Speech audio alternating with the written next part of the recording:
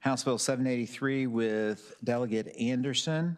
And I believe you have an amendment? Yes, Mr. Chair, I do. Okay, so the amendment has been moved. There's a second. All those in favor say aye.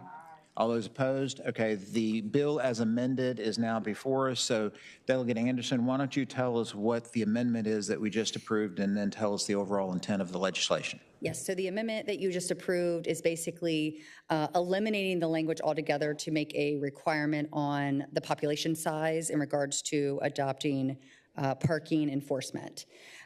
So just to kind of clarify what that's asking, HB783 is updating language regarding parking enforcement and expanding that authority to all localities, removing the stipulation requiring a population of just 40,000 or more.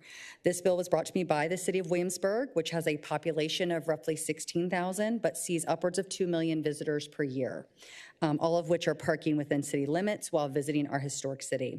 This change would allow the city and any other localities to authorize law enforcement, other uniformed employees of the locality, and most importantly, the ability to hire uniformed personnel under contract with locality to oversee their parking violations.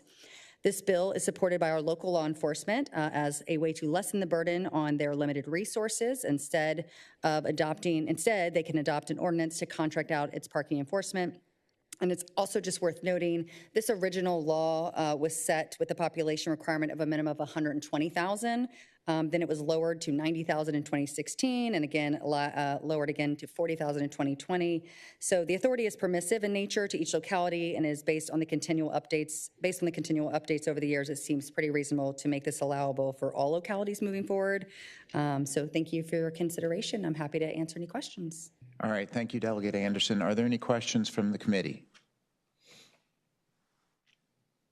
Okay, seeing no questions right now from the committee, is there anyone here who wishes to speak in favor of the legislation? And again, you'll have a minute. Just tell us your name and the organization you're with. Sure. Thank you, Mr. Chair and fellow delegates, and thank you to our patron.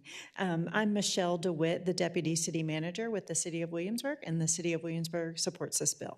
All right, thank you very much. Is there anyone else who wishes to speak in favor of the legislation? Anyone who wishes to speak in opposition?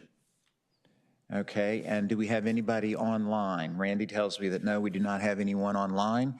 So Delegate Anderson, is back to you for the last word, and then we will be moving.